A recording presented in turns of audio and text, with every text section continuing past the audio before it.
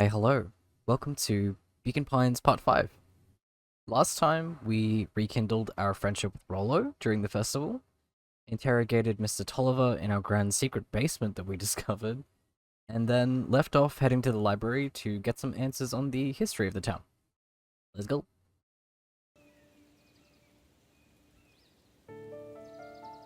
Explosives, messages hidden in jam, dossiers on various town figures, and a corkboard threaded with photos.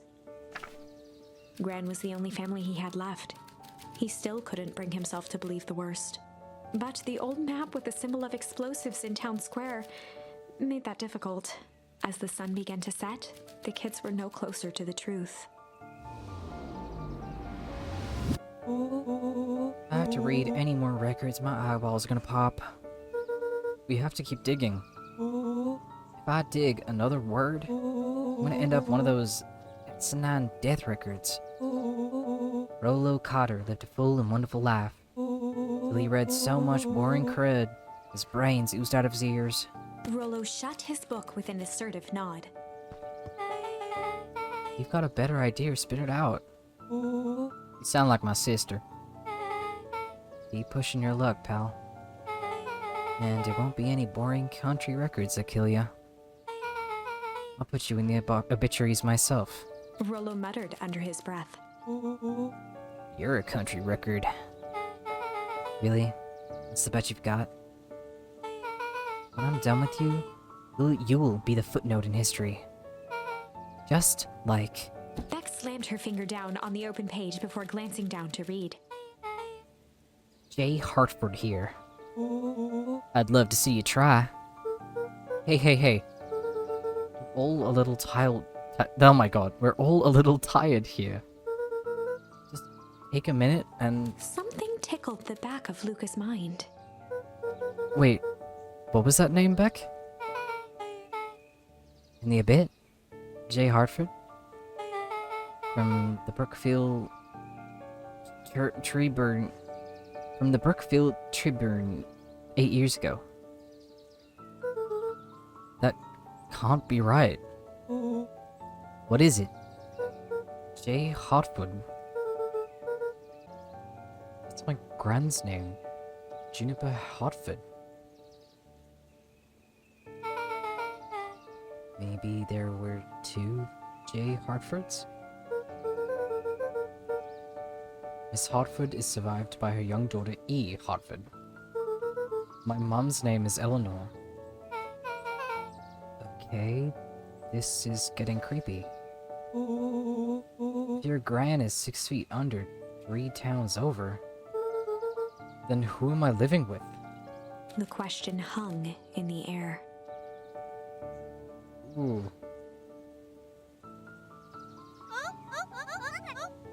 Alright, gang, I gotta close up for the night. Beck rubbed her eyes. How late is it? Almost 10. Oh crap. Pa's gonna kill me. I gotta go. Yeah, my parents will be worried sick. Okay, let's meet up as early as we can at the festival tomorrow.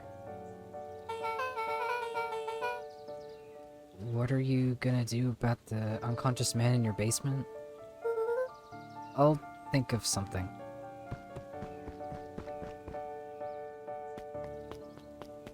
Luca's heart was pounding as he approached the house.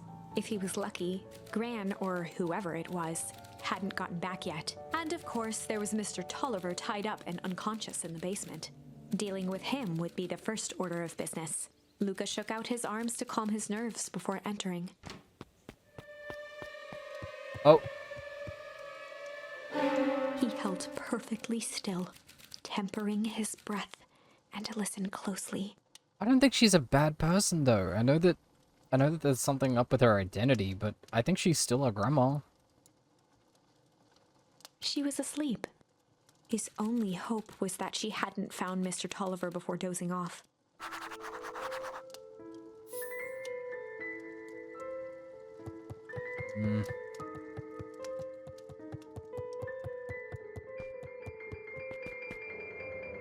Oh.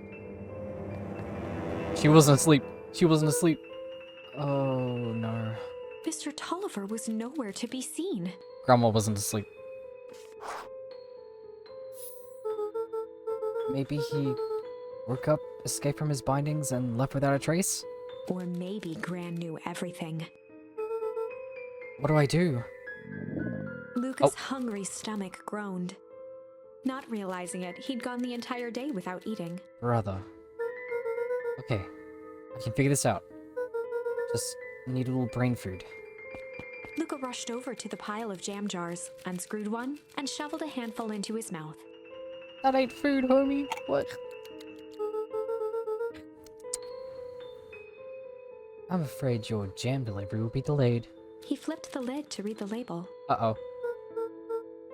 Mr. Nuncreed, hee. Okay, now I can think. So, if Gran knows we tied up Mr. Tolliver, I'm screwed. If she doesn't know, then I need to play it cool. I guess the only option is to go to bed and act as if nothing's wrong. Gran will think Mr. Tolliver finished what he was sent to do and left when he was done. She's gonna be at the top of the stairs.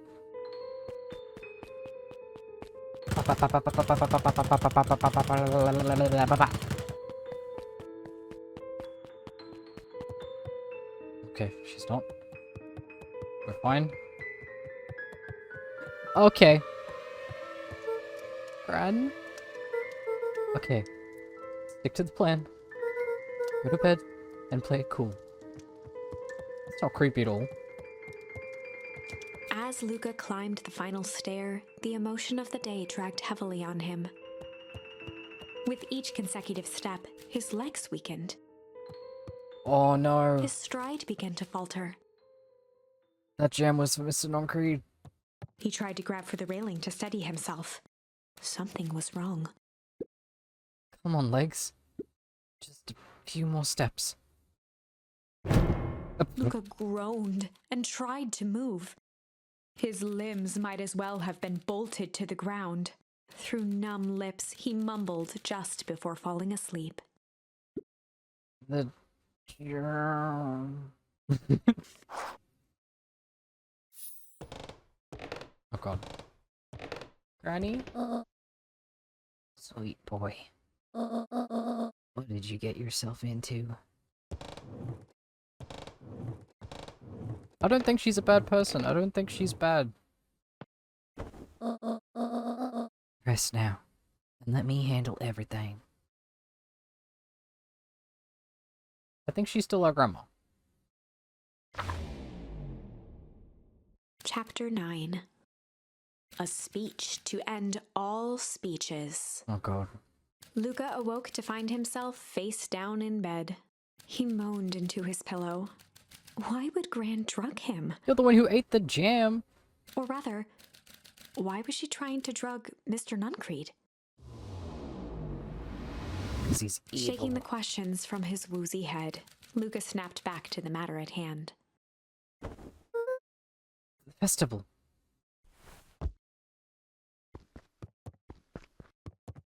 Again, I'm sticking to my dig. I don't think she's bad.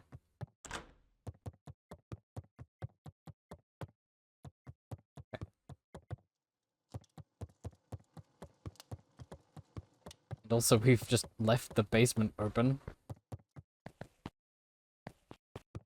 Okay. Let's go to the festival.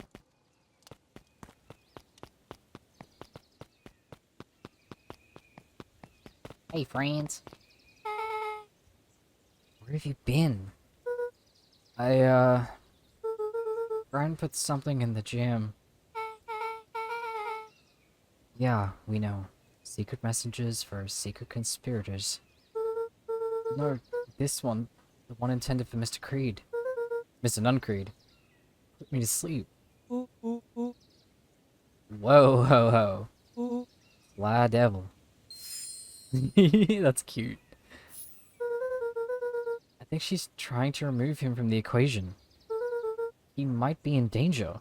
He is the danger. Have you found anything?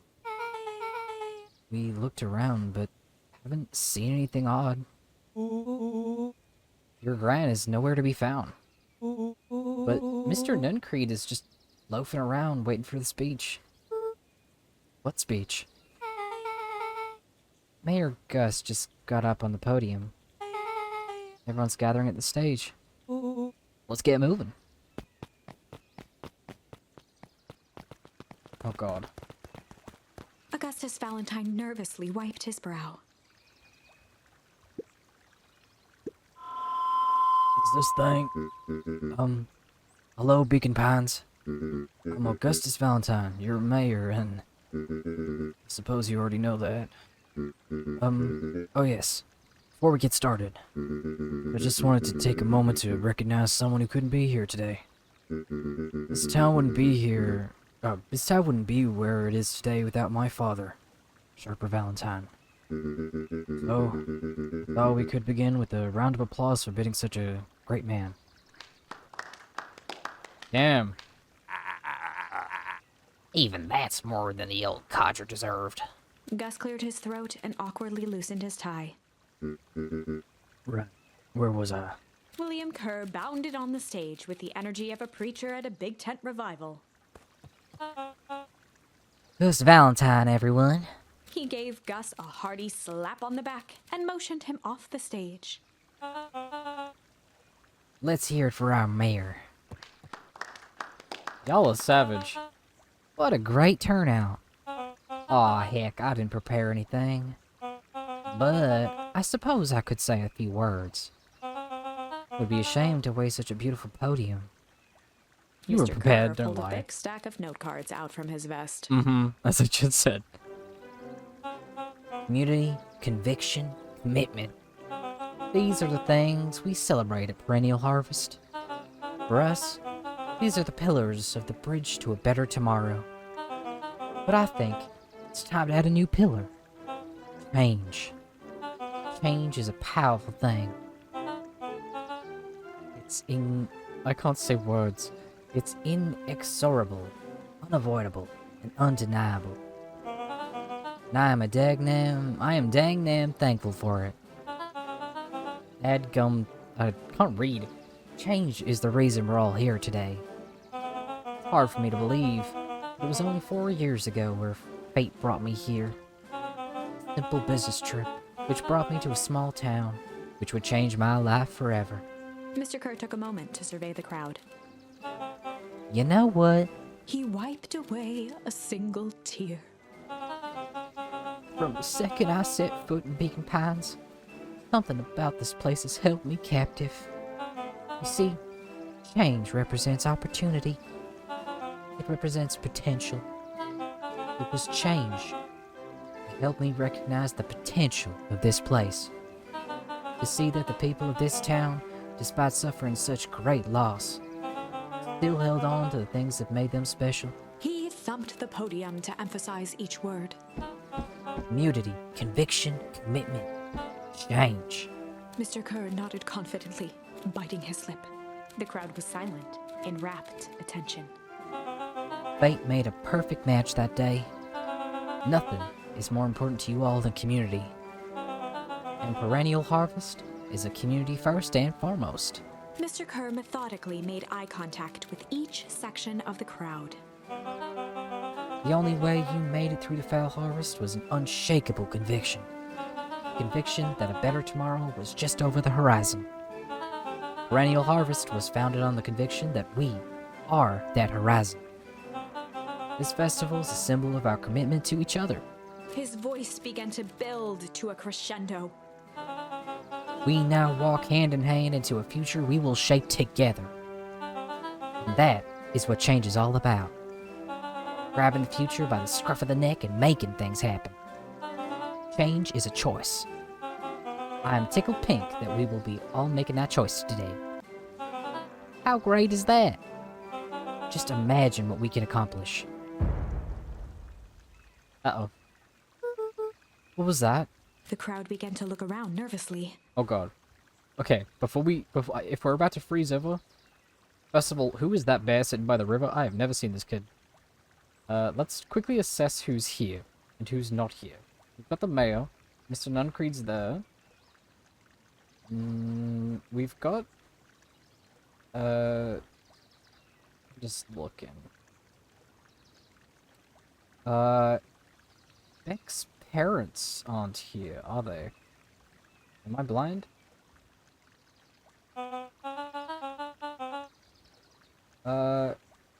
Okay, Beck's parents aren't here. Gran's not here. Mr. Tolliver's not here. The lady who runs the diner's not here. The Valentine, son. This is like the youngest son of the Valentines. He's not here. Roxy's here. Trying to sort of pin down who could be a part of this that we hadn't thought of. So the youngest Valentine's son isn't here. Gran's not here. The two that working with Gran. I may be missing someone, but it looks like mostly everyone's here. Everyone remain calm. Mr. Kerr quickly flicked through his note cards. Where was I? Through all my travels, I have learnt one true thing. One always reaps what they sow. We have all planted a lot of good in this town. And so, it is with a happy heart that I can proclaim... He raised his hands up to the heavens. Oh god. Our harvest awaits.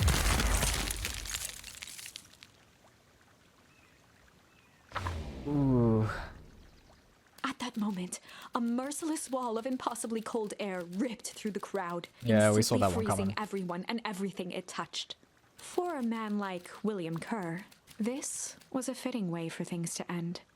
On a stage, with an entire town frozen in rapt attention for the rest of time. Is this what they wanted?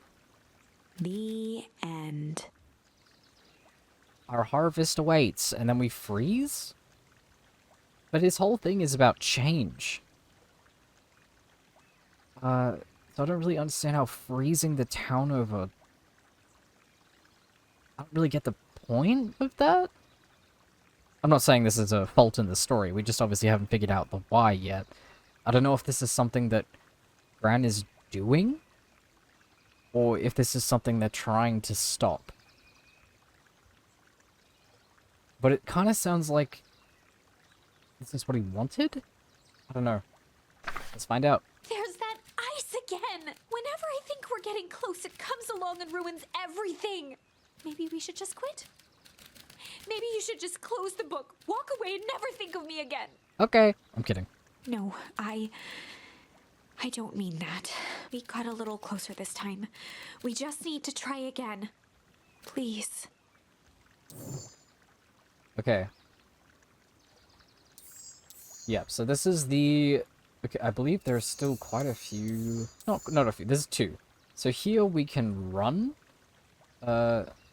But it looks like that branch ends pretty quick there. We can be sly with Mr. Tolliver. Let's go over here. Let's do this. Let's do this one. Quite a ways back. This is when, we are making the stand on the roof against the clipboards and Mr. Kerr. Okay. Luca drew himself up and decided to take the only option they had left. Run away! Luca drew himself up and decided to take the only option they had left. Flight. He squinted down the barrel of the mission control defense cannon, aiming it through an opening in the dense tree branches.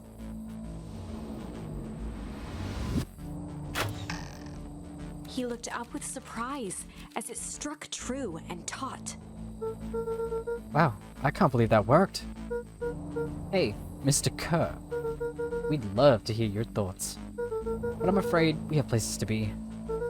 Come on, Iggy. See ya, jerks.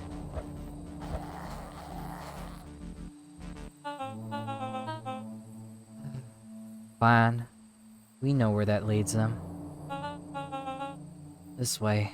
We'll take the tunnels. That's a creepy face he's pulling. Luca and Iggy winced as they sprinted through the thicket. The branches clawed at them, reluctant to give passage. After what felt like a marathon, Luca stopped in his tracks as they reached the clearing. What the? That was all he was able to say before Iggy slammed into his back. The boys tumbled down a steep decline and crashed with a wheezing thud on a surface as hard as ice. In fact, it was ice. Chapter 5. Signs. Ooh. They stood silently, catching their breath.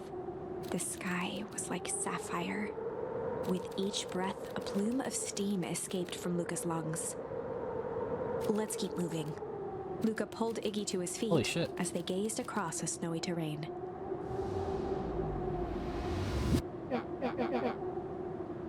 That was actually pretty badass. Uh-huh. I think we lost him. Are we up in the mountains? I don't think so. If anything, we went downhill. Then what's up with the Winter Wonderland? All I know is there's no going back the way we came. Let's see if we can get our bearings. Follow me. Is this like the next town over? Okay, wait, hear me out. What if this is the next town over? And like, maybe Mr. Kerr has done this before in another town? Let's quickly see what this is. A disc of smooth metal was lightly covered in snow. 2 faint seams were visible along the surface. Manhole cover? If it is, I've never seen one like it. Oh! What's the readout? Sitting just above 258 Kelvin. That's down a bit from last time. Shall we report this to Mr. Kerr? Nah, still safe. Oh, still within safe regions. Wait a second, is that the Beacon Pines sign? Whoa, wait. It might be spreading, but it's under control for now. Even a small nudge in the equilibrium could cause a cascade. Dude, relax. There's a few more sites to hit before we can punch out. Let's get this over with.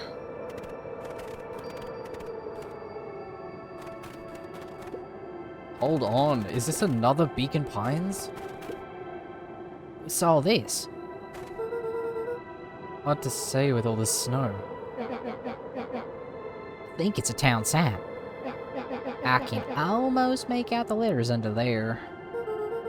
What town could this even be? There couldn't be another town this deep into Weepwood. I'm looking at evidence to the contrary. Let's figure out what we're dealing with here. Step 1. Snow's gotta go. I'll see what I can do. Pick it. It's gonna say Beacon Pines. I'm telling you, it's gonna say Beacon Pines. Oh god. Yep. The boys stared in disbelief at the sign that now clearly read, "Welcome to Beacon Pines." What the hell? This doesn't make any sense. We're in Beacon Pines? How's that possible? We ran away from the town. How did we get back here? I guess we got turned around? Where did all this snow come from? Well, it's been colder than normal lately. There's a pretty big difference between sweater weather and this Arctic hellscape. The puddle we fought at before, it was cold too. Maybe all of it leads to one source. You think it's related? What the hell is going on? We're gonna get you some answers. Let's keep moving. Wait. Ooh. Luca, are you there? Luca had almost forgotten the walkie-talkie he was carrying. It's Kerr. Oh. It's that bozo Kerr. Hope nothing bad has happened to you out in those woods. Luca looked at Iggy with hesitation. No need to be rude. With a resigned sigh, Luca responded. Seems like the only dangerous thing in the woods is you. He speaks, the young man of the hour. Now, how in tarnation did you end up with one of our radios? It's lucky, I guess. Boy, howdy. You Van Horns are full of surprises, aren't you? You knew my parents? I never had the honor of meeting your father, but Your mom sure was a handful. Luca winced, Ooh. shoving the walkie-talkie back into his pocket. we gotta keep moving.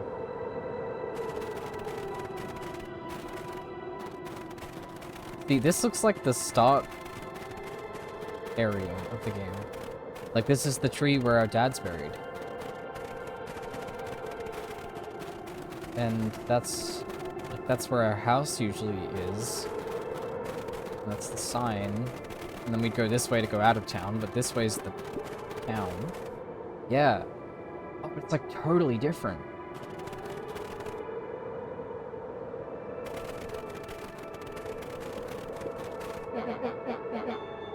This stuff look familiar to you?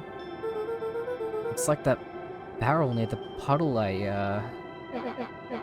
Should be into, yeah. It's like an old version of Beacon Pines.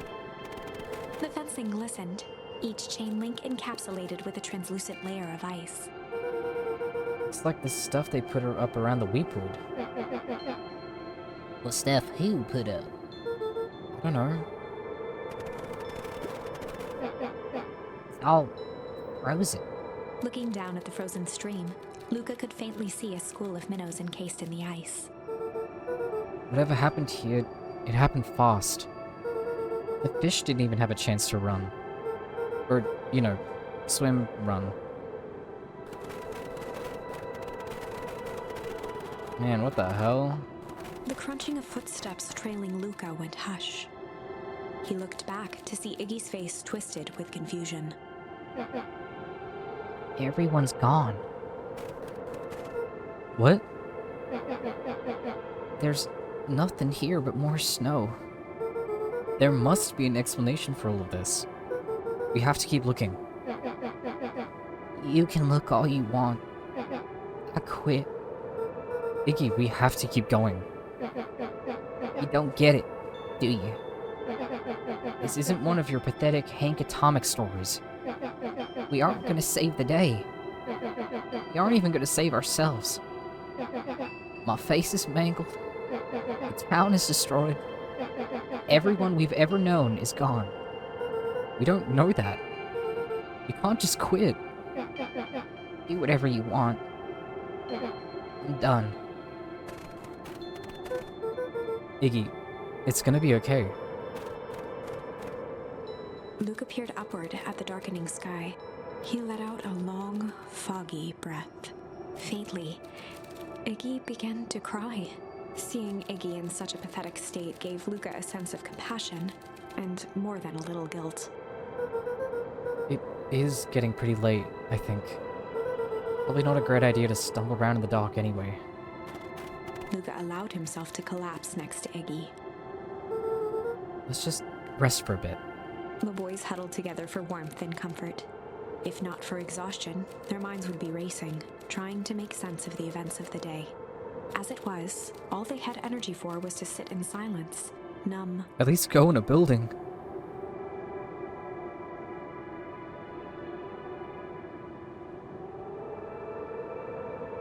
The way the snow covered everything over. It's kind of calming. Yeah.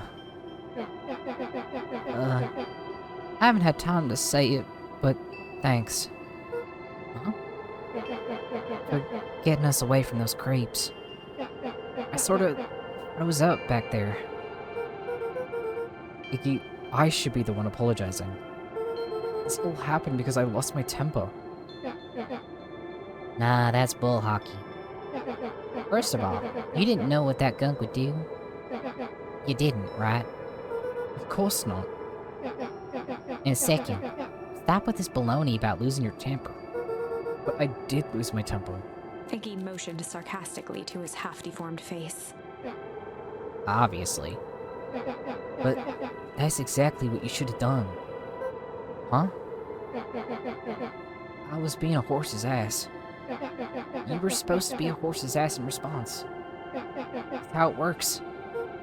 Iggy, I'm having a hard time following. You wanted me to fight you? Of course. Jeez, you goody types take forever to understand this very basic point. Why would you go around saying cruel things trying to get into fights? Iggy shrugged. It's something to do. You're an asshole because you're bored? Sometimes I just feel empty. You wouldn't understand. You and Roller are always having a blast together. Laughing and calling that dinky little treehouse mission control. Iggy now wept openly. Perfect little Luca Van Horn. With his perfect little laugh. My life is not perfect. Everybody in town likes you. Not everybody. Hell, that new girl hasn't even unpacked yet, and even she already likes you. You have Tish. He wiped his nose with a sleeve. I love Tish. Tish is great. But she ain't exactly the world's greatest conversationalist, you know? Luca gave a warm chuckle. I get that impression. Iggy cleared his throat as he wiped his eyes. Must be raining out here. Definitely. Iggy arched into a wide yawn. We should probably try to get some sleep. Yeah. Let's lay low for now. Tomorrow, we'll get to the bottom of all this. Luca's eyelids began to slowly drift shut. Luca, Yeah? I always did want to see the inside of your dinky little treehouse. What do you think? Not bad. I'll give you the full tour when we get back. You know what? That's all Luca could whisper before succumbing to sleep. Iggy snuggled in some more. Aww. When it comes to the worst days of my entire life, this one wasn't half bad. Why didn't you guys go in the building? The house smelled of warm bread. Luca was playing with toy blocks on the living room rug. He looked up to see his parents on the couch. His mother held his father's head in her lap. She idly stroked his hair while humming a song. A voice behind Luca spoke. "This is how you remember them, huh?" Luca turned to see his own face. The doppelganger from his dreams, still clad in a yellow hazmat suit, still carrying a look of disdain behind empty eyes.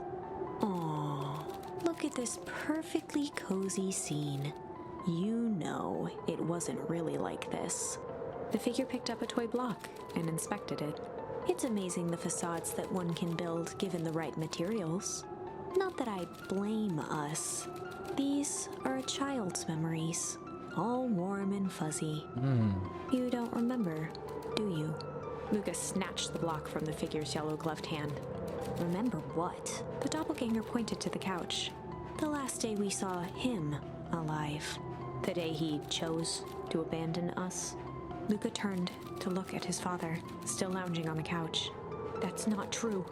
He didn't abandon us." The doppelganger waved his hand dismissively. "Everything is true here.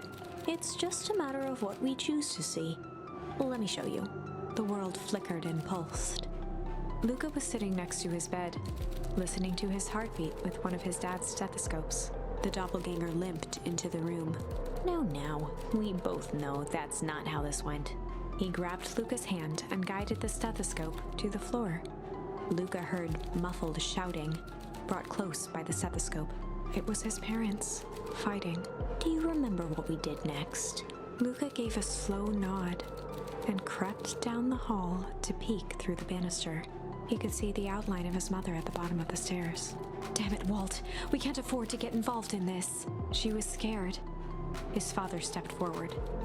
"What am I supposed to do? Just watch? There's a sickness in this town, and we both know who's behind it. I swore an oath to help people. I won't turn my back on them. Luca's mother grabbed Walt. She was crying, pleading. I can't lose you. Walt calmly removed Eleanor's hand from his shoulder. What's right is right, and what's wrong is wrong.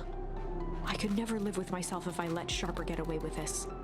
Eleanor raised her voice. Spare me your bullshit platitudes. What about our son? Luca flinched, dropping the stethoscope down the stairs. Walt turned with a panicked smile. Luca, is that you, buddy? With tears in his eyes, Luca descended the stairs. Mom? Dad? What's going on? Walt dropped to a knee to meet Luca eye to eye. Nothing, buckaroo. Your mom and I just got a little overexcited is all. Luca placed the stethoscope against his father's chest. His heart was racing. It sounded like you were going somewhere? Walt gently removed the device from Luca's ears. Listen to me, Luca. I have some business to take care of. I'll be back in time to tuck you in.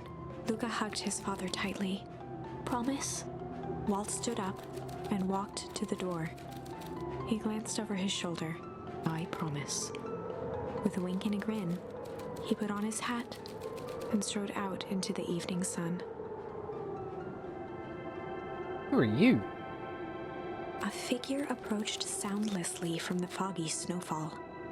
It stood above them, lingering in contemplation. Slowly raising one hand above Iggy, it snapped out 2 brisk raps on his head. From a deep slumber, Iggy sprang up defensively. Get your hands off me. Whether it was the calming presence or the recognition that he was not in danger, Iggy felt his clenched fists lower. Just what do you think you're doing? Luca looked up, gradually remembering his whereabouts. The figure exhaled a cloud of warm vapor. You two certainly have caused a lot of commotion. What's that supposed to mean? Take it easy, Iggy. We were asleep, minding our own business. You're the one running around knocking on people's heads. Sorry if I hurt you, Iggy. You didn't hurt nobody. Anybody. Huh? Oh, I see. You think you're better than me, you. When it came to complete strangers, Iggy had trouble cobbling together an insult. You big-headed, scarfy-necked furball. Mm-hmm. Okay, let's lower the temperature a bit here. Interesting choice of words. I mean, let's just all calm down. Who are you? A friend. An observer. A hitchhiker on the infinite expanse of possibility. Great. How about a name? If you must call me something, you can call me Nat. Iggy huffed with gratification. How about you make like a gnat and buzz off? Very well. Nat began to turn away indifferently. Wait. Do you live here? You might say that. So you know where we are? You might also say that. Look, pal, we're just trying to find a safe way out of here. You gotta help us or not? For knowing how to leave, one must know where they are. Alright, that does it. Luca, I don't know about you, but I'm getting out of here one way or the other. Iggy turned sharply and began to stomp off. Enough with the riddles. Iggy, wait up. Realizing he'd worn their patience then, Nat relented. Very well. I suppose this ain't the time for metaphors. I'll show you how to get back home. Luca and Iggy turned around with hope in their eyes. Come here. Nat took a deep breath in. Close your eyes. Nat exhaled slowly, then snapped his fingers. Okay, open them. For a brief moment, Luca and Iggy let themselves believe that some great magic was about to unfold, until they opened their eyes and found themselves in the exact same place. Because technically they are home. Cold and disheartened. This is your home. This is Beacon Pines. Nat, we don't know how we got here. Maybe we stumbled through some time travel gate in Weepwood. Or we teleported to some alternate universe. Or this is all just some cruel experiment by Kerr and his goons. This is not our home. You're inching closer to the truth. Alas, reality is much less fanciful. Just give it to us straight. So be it. As I said, this is Beacon Pines. The original, true Beacon Pines. Oh.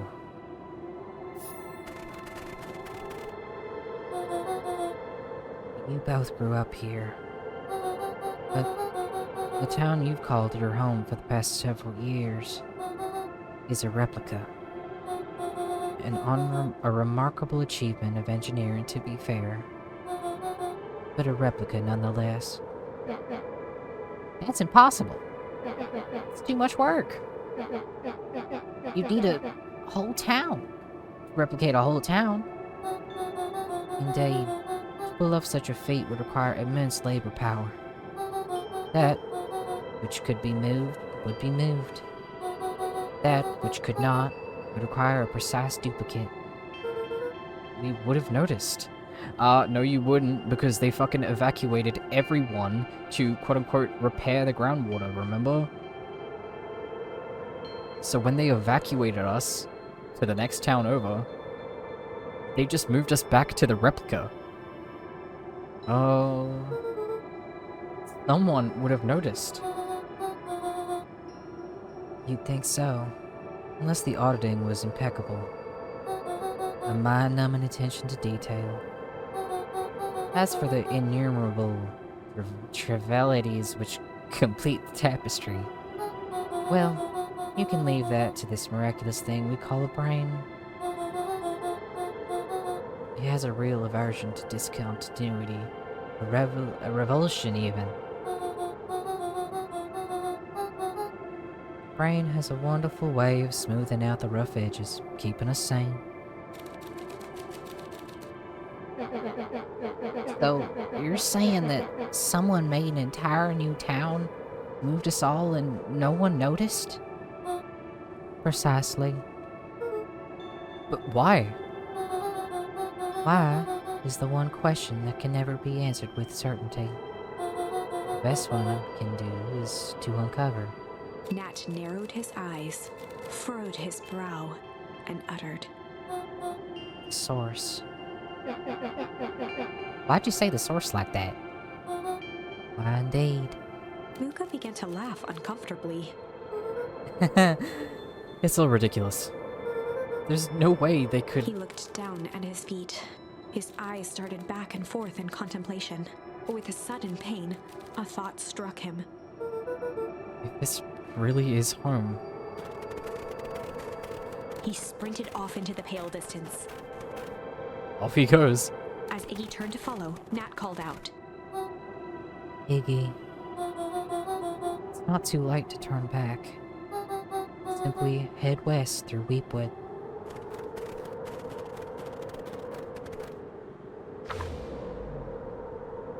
Chapter 6. The Source. Damn. This, I'm usually very decent at picking what's gonna happen in a game.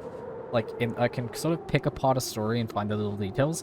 This game has thrown me for a fucking loop over and over again. Nat expressed his sympathy with a shrug and sauntered off as unassumingly as he'd arrived. So I guess Nat was never moved with the rest of the town and he, like, stayed. He'd given Luca and Iggy what they needed, and nothing more. As Luca sprinted across the snow, the events of the past few days became clearer, pieces to a larger puzzle. Rolo said he was underground somewhere, captured. Mr. Kerr tried to cover it up with lies. The clipboards were hell-bent on capturing Iggy. It all seemed to point to perennial harvest. But right now, there was one thing that Luca needed to know. Was his dad dead? Yeah, right. Luca stopped dead in his tracks. Because they all moved them back, so there was like a grave for his dad. But if his dad isn't dead, like that could have just been planted to make everyone think, yeah, he died. Whoopsie. The tree was gone, uprooted and moved, leaving a raw gash in the earth. He dropped to his knees and dug wildly at the cold snow. His numb hands hit something hard. A headstone. Or not. A dry whisper escaped Luca's lips. You're here. All this time I thought I was visiting you. But you've been here. Alone in the snow. Dad, I'm so sorry. They ruined your favorite spot in the world. Our favorite spot in the world.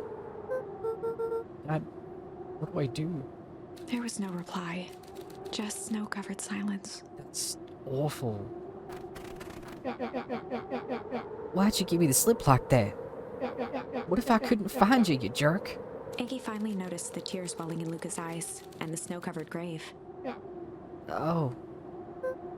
Iggy, they stole his tree, Iggy. Yikes. That is not the response you give, Iggy. Suddenly, they heard the crunch of approaching footsteps in the snow. Please be not. We gotta hide.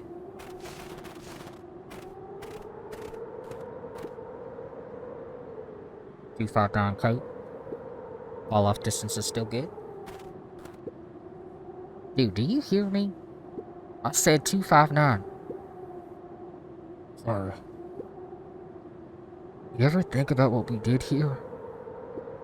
We saved a whole town of people. Doesn't feel like it sometimes. But everything we left behind. It's the grave of someone with a family. People who loved them will never know the truth. The truth is overrated. He bent down to scoop up a snowball and lobbed it playfully. Hey. Don't be such a downer, dude. We took this job to change the world. Yeah. Come on. It's almost lunchtime. What? Weirdo. How was that?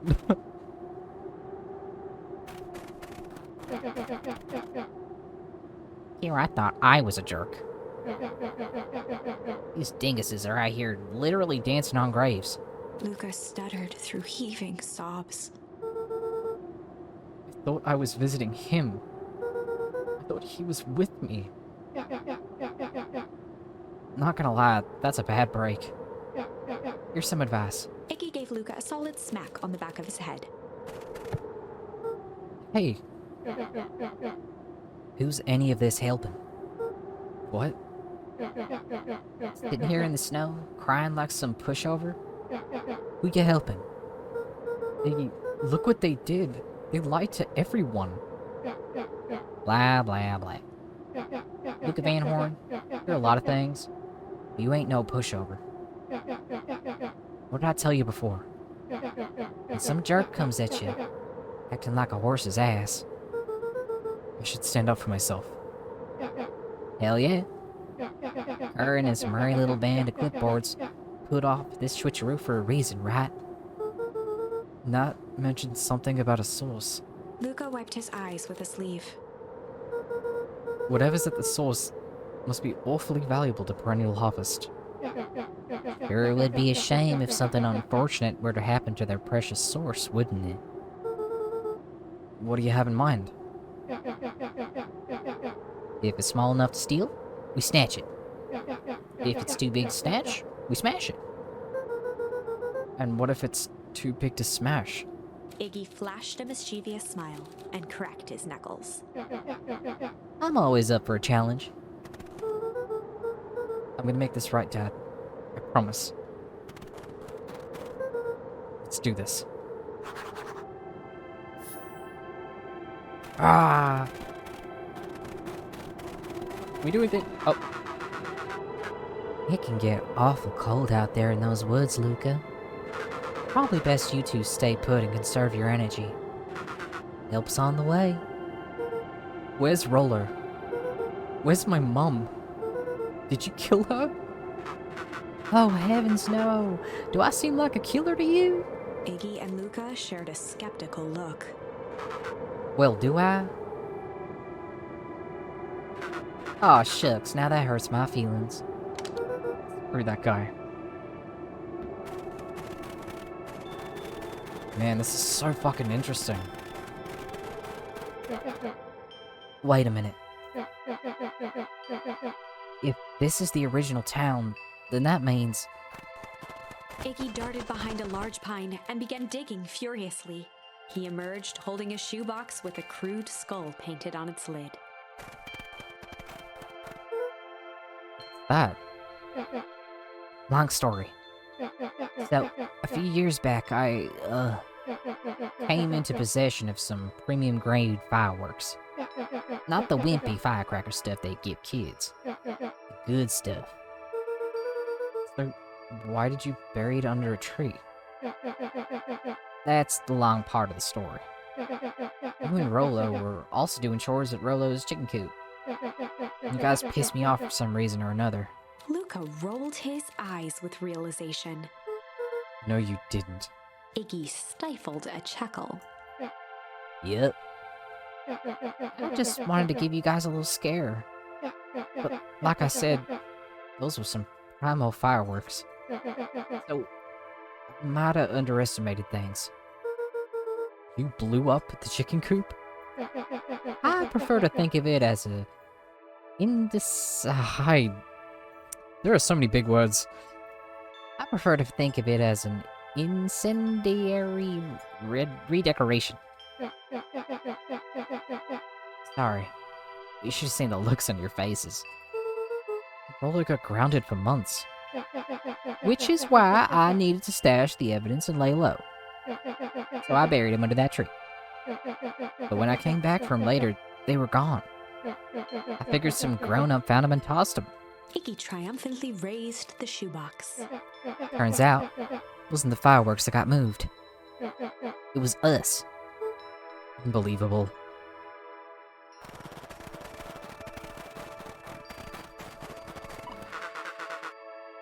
Do you think this is a game?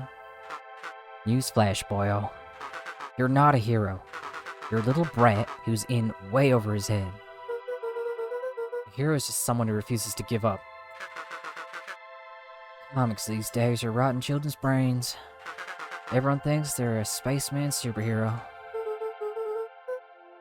I was always partial to Hank Atomic myself. Is that so? Do you really think you have a chance against us? You have no idea how powerful we are. Prepare for blast-off, loser.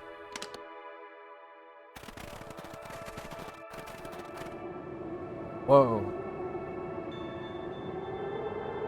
The source is under the fountain. Wait. Crooked. Just like this whole stinking place. Crooked. Okay, I wanna check this out a little bit. Oh, we can't go up there. So, was anyone left behind? Like, I'm guessing Nat may have been left behind. Okay, guess we can only look here. Luca and Iggy inched up to the edge of the hole with bewilderment in their eyes. Arctic air breathed out of the cavern in heaving gusts. Let go! Let go! Let go! Let go! Whoa. I can see why they wanted to move us all out of town now. But why would they Why would they dig a giant hole? I think this is it. This is the source? It's a dang hole? How do we smash a hole? Oh god. Jump in the hole. Oh, it's much more than that, my annoying little friend. Where's Roller? I wasn't lying before. He's safe. Well, safer than you two, at least. Rats, it's cold. You just had to drag me all the way out here, didn't you? Mr. Kerr gazed down the abyss in contemplation. It really is something, isn't it? What did you do to our town? What is all of this? Well, that's a doozy of a question. This is the source, where they collect the unrefined, Kerr scratched the back of his head. Honestly, boys, I don't understand any of this well enough to explain it. Fact of the matter is, I'm not paid to know. What do you mean you don't know? Ain't you in charge? Oh, heavens no. My role is merely to flash a winning smile and manage various complications. Complications like us? You are a smart boy. His face contorted into a saccharine grin. It really is nothing personal. Some people are destined to strive for greatness, and others are simply obstacles along the way. Seems like you were destined to be a creepy leggy.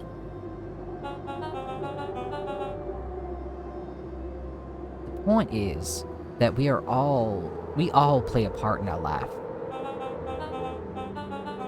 Mine just happened to be a lead in the role of a lifetime. And you happen to be extras, ready for your curtain call. We aren't giving up without a fight. Your smile's not gonna be so wooden after we're done with you. Now, boys, there's no need for melodrama. It makes even a professional such as myself embarrassed for you. Let's change the mood a bit. Kerr snapped his fingers. Scene change.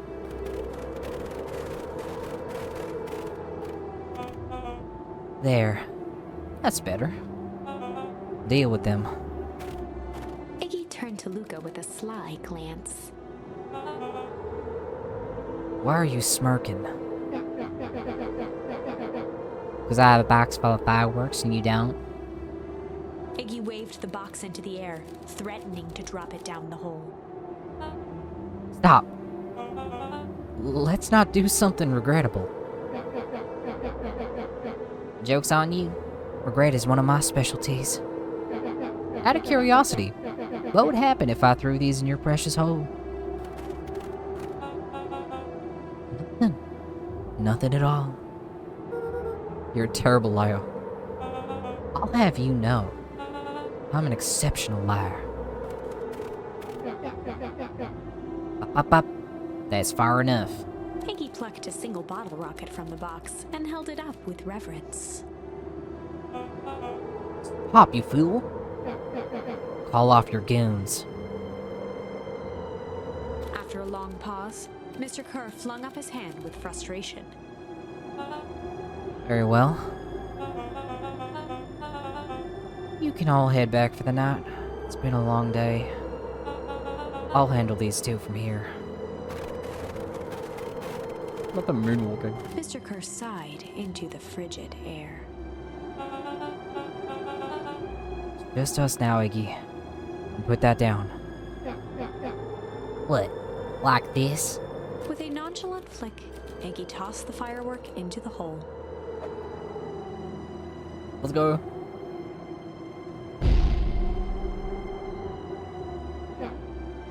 Ooh, he looks scared.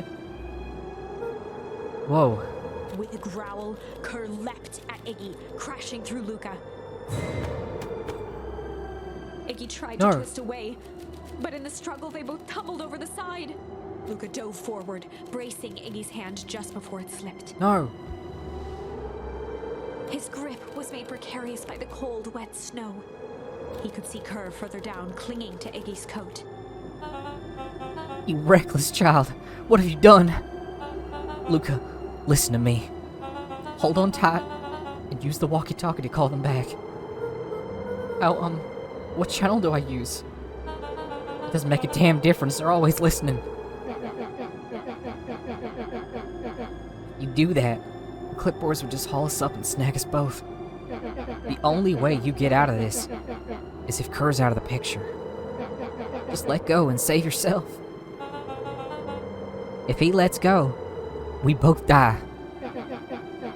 I don't want to die, but seeing the look on your face makes it almost worth it. Mr. Kurt, you've had a long life. Why don't you actually do something selfless and just let go? Mr. Kerr gasped with insult. Long life? I'll have you know I can still play 25. You should have heard me sing the part of Phyllis Young. With a wild look in his eye, Mr. Kerr began to hum a proud melody. I don't know what the fuck. Wow, can you believe this guy?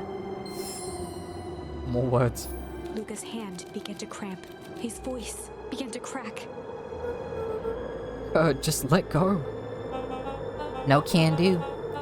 If you want to save your friend, you'll have to save me too. Luca, look at me. It's okay. Luca felt Iggy loosen his grasp. You aren't gonna kill your friend like that, are you? Every muscle in Luca's body burned. I'm not his friend. Yes, you are. Nah. I'm just a no-good bully. Like you, Kerr. Iggy, no. Luca felt his hand slipping. And I told you what you need to do with bullies. I can't. It's your only way out of this mess. 2 birds with 1 stone. Makes sense for us to fall together. Wackadoos travel in packs. A calm settled over Iggy's face. Luca, let me do this. Iggy's voice was colder than the bitter air billowing from the chasm. Let me do the right thing for once. Holy shit. Oh my god. This is not a good picture for this scene. Except, yeah. Oh my god. Refuse. I think a refuse would be the shorter route. No. Luca had no choice but to refuse Iggy's request. He tightened his grip and reached for the walkie-talkie in his pocket. A wild delight crept onto Mr. Kerr's face. Fuck you. That's a good lad. Now, radio for help. Iggy begged Luca with his eyes one last time, but Luca pressed the button and called out. We need help. Mr. Kerr is in danger. It wasn't long before they were once again surrounded by clipboards. Mr. Kerr sighed with relieved frustration. There you are. You really are a worthless lot, aren't you? Mirror, now.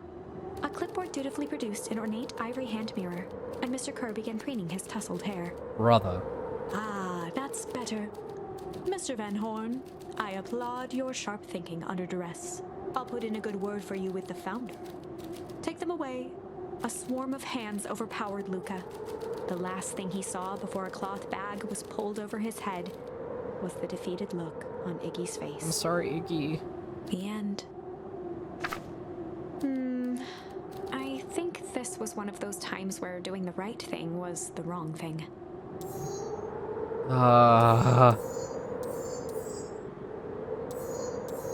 Still have a path over here, but okay. Let's go back and do the other choice. I'm sorry. Luca had no choice but to accept Iggy's request. With a quiet blink, Luca watched a teardrop sail down into the howling void. As his fingers slowly gave up, he met eyes with Iggy. Good. Oh. The 2 silhouettes were swallowed by darkness.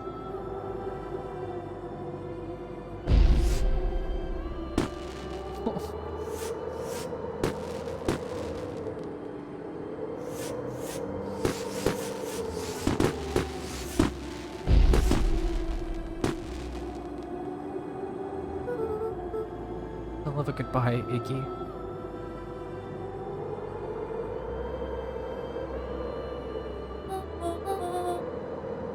Luca, you should really step back. What? Quickly.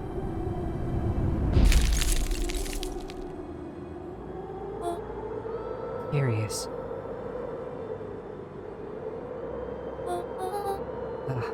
But of course. Those fireworks of Iggy's must have been just the right amount of energy. We should get out of here before perennial harvest arrives. Not until you tell me what just happened. Your friend's sacrifice just saved this town. For a little while, anyway. How? Tempest liquamine is a peculiar substance. It can change the relationship between matter and time itself. But doing so requires unfathomable energy. In a closed system, that energy can only come from its surroundings. The useful side product of this property being, by adding precisely the correct amount of energy to it, one can create a cryogenic cascade. So the gunk makes things cold and the fireworks made the hole freeze over? That's one way of putting it, yes. As dumb luck would have it, the fireworks weren't strong enough to generate a runaway reaction. I shudder to think what would have happened in that case. We have some idea what that would look like. It'll take them a good while to safely break through and access the source again. If you know all of this stuff, why haven't you been helping? I have been, in my way. Each one of us has our role to play. Iggy's role, turns out, was to buy us some precious time. Mine has been to observe and wait. Wait for what? You. Me? Why? What's my role? A fierce twinkle flashed in Nat's eyes. Luca Van Horn.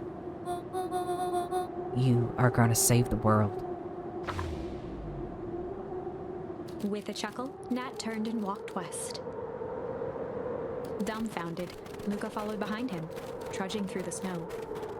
Every step taking him further away from everyone and everything he knew, and closer to destiny. So this seems like the true ending route is what it's kind of To be continued in Beacon Pines, Pines Harder. What? Revenge served cold. Second time's a charm? Wait, that's it? This ends with a crummy cliffhanger just when it was getting good? I was even starting to like Iggy. No way. I refuse to be associated with some never-ending parade of sequels. Let's go back and find something more definitive. Aha, there we go. Okay, let's see. We've got all the endings there, all the endings there. Okay. So we've just got this one to do. Well, not just. There probably will be more. Hold on, so 1, 2, 3, 4, 5, 6, 7, 8, 9. There are 11 branches, I think, is what I read. Wow. Okay. So we've already hit another hour. I guess this is gonna be like 6 parts, which is insane. Yeah, that was a really sad ending. I am gobsmacked, honestly. I did not even think for a second, yeah, Beacon Pines was fucking cloned. I mean, who the fuck would think of that? Yeah, that is a really insane turn of events. So we will call it there, and I'll get the next part up as soon as I can. Bye!